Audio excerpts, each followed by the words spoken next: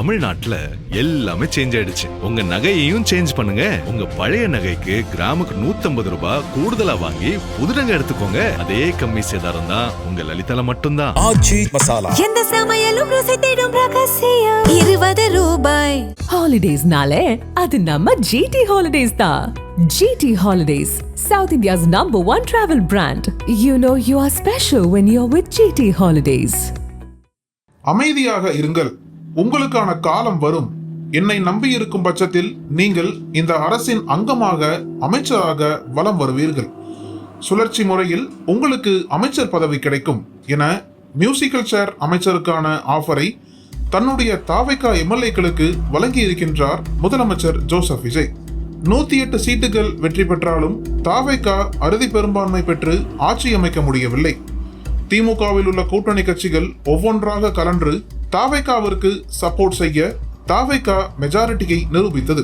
அதற்கு ஈடாக காங்கிரஸ், விடுதலை சிறுத்தைகள் மற்றும் இந்திய யூனியன் முஸ்லிம் லீக் கட்சிகள் தாவைக்கா தலைமையிலான அமைச்சரவையில் இடம்பெற்றன.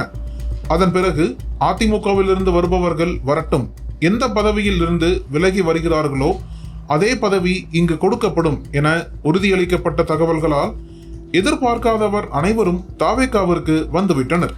சில அதிமுக முன்னாள் அமைச்சர்கள் இந்த பதவிதான் வேண்டுமென கேட்டு வந்திருக்கின்றார்கள். இங்குதான் சிக்கலே ஆரம்பமாகியது. சொற்ப சீட்டுகளுடன் கூட்டணியில் இணைந்தவர்களுக்கு தாவேகா அமைச்சரவையில் அமைச்சர் பதவி, மாற்றுக் கட்சியிலிருந்து வந்தவர்களுக்கு விரும்பிய பதவி.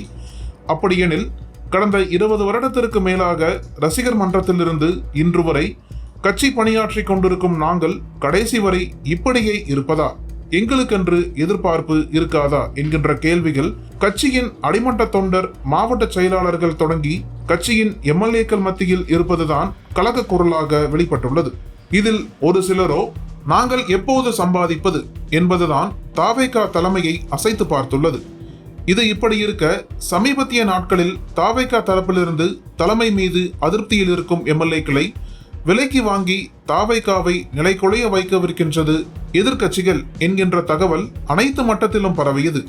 யார் அந்த எம்எல்ஏக்கள், எத்தனை நபர்கள் என ஒரு சேர அனைத்து பத்திரிகைகளும் தொலைக்காட்சிகளும் இது குறித்து விவாதிக்க தொடங்கினர். சட்டென ஒரு தகவல் தீப்பிடிக்க காரணம் என்ன?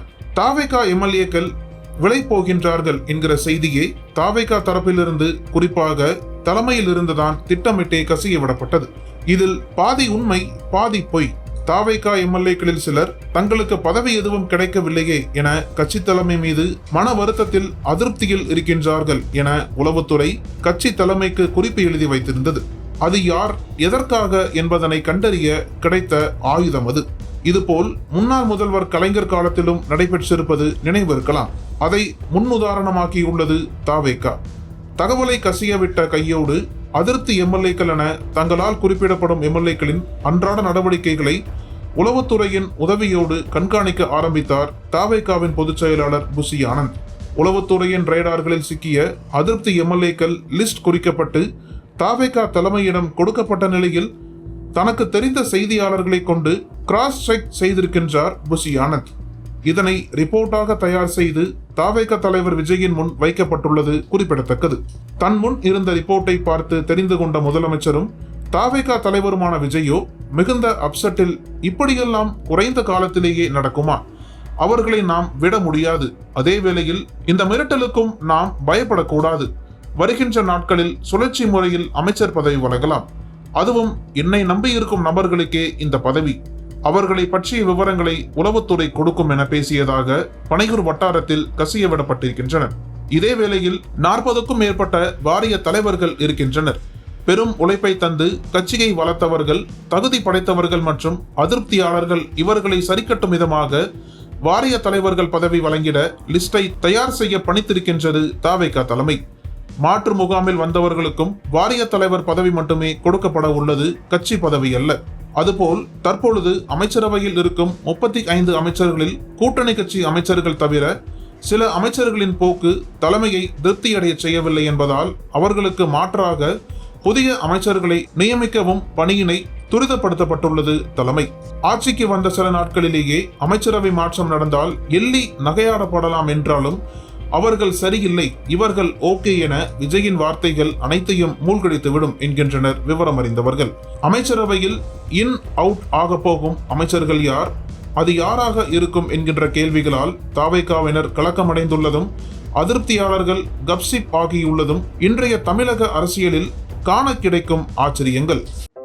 நக்கீரன் டிவிக்கு சப்ஸ்கிரைப் செய்யுங்கள். உங்கள் ஆதரவே எங்கள் பலம்.